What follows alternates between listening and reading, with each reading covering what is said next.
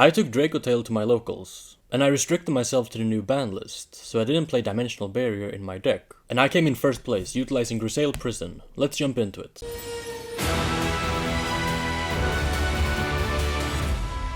Starting with the main deck, I have 3 copies of 5 mana, 3 Lucius, 1 Frixel, 3 Mululu, 1 Urgula, and 1 Pan, 3 Rahu, 3 Ketu, and 1 of each of the traps. I main decked all 3 to have a better going first game. As I'm playing pure without the branded cards, I think that was worthwhile. That's it for the Dracotails. Then for a supplementary engine piece, I have 1 copy of Blazing Cartesia, the Virtuous. You could argue playing more of this, but I chose to play just 1. Because I wanted to have a lot of non-engine to beat all the various combo decks in the format. But I could see myself siding more copies of Cartesia, especially when I'm going first, just to have that higher consistency. But that's it for the engine cards. Then for the non-engine, I have 3 copies of Nibiru, the Primal Being, 3 copies of Mulcharmy Fuvalos, 3 copies of Effect Veiler, 3 copies of Ash Blossom and Joyous Spring, 3 Ghostbell and Haunted Mansion, and 3 copies of Super Polymerization. I wanted to try Super Polymerization in the main deck, because with the banning of Fossil Apaches of Follow, the Barrier Statues and Protoss, as well as Mjolnir for the K9 deck, I figured that I would have a much easier time going second against those decks, if they weren't FTK comboing me. And Super Poly is really good at breaking apart their half fields, and since I opted not to play the branded cards, I wanted some more cards that could help me unbrick my hands. Currently there's a lot of light and dark decks in the format. As such, if I normal summon or just set a Dracotail and then Super Poly it away, I would be able to get the fusion effect off and set my Rahu, or Ketu, and just play on from there. And the Super Polys were really good for me. It's also nice against Yummy to break apart the Arclight. But that's it for the main deck, it is 40 cards. Then for the extra deck, I have 1 copy of Spirit with Eyes of Blue, 1 Cross Sheep, 1 SP, and 1 Hieratic Seal. For the Exceeds, I have 1 copy of Typhon. And for the fusions, starting with the Super Poly targets, Garura and Mud Dragon. Against the mirror match, you often summon Mysterion or Secretarian Dragon with the Super Polymerization. However, against other decks like Mitsu, Yummy, or whatever really, the Garura and Mud Dragon usually covers most things. They also let you make SP a bit more regularly as well.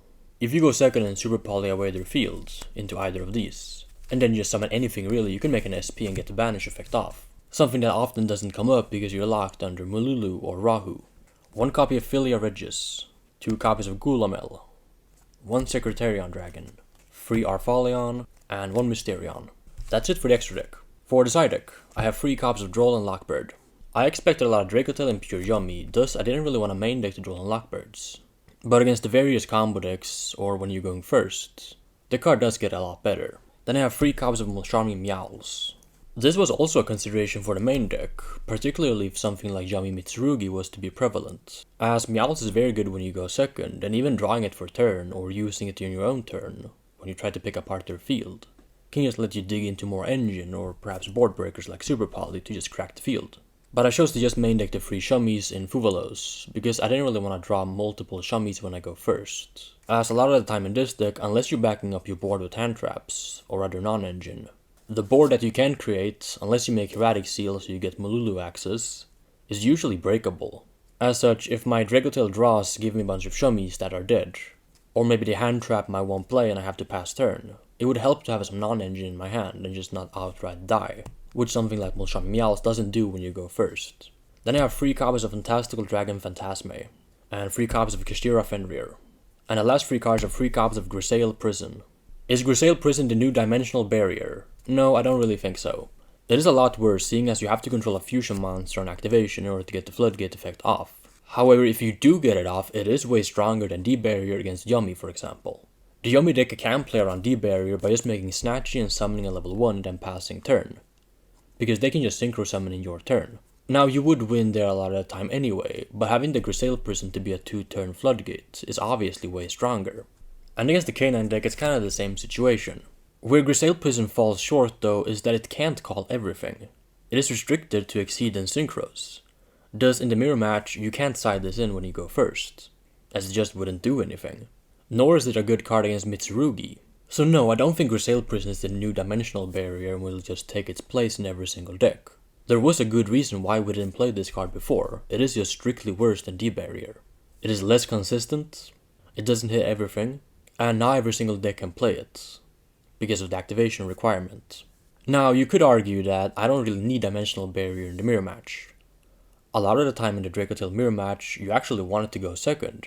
However, you really couldn't because of D-Barrier. Well, now with Grisaille Prison being a thing, and even if they play it, they can't really use it to stop you.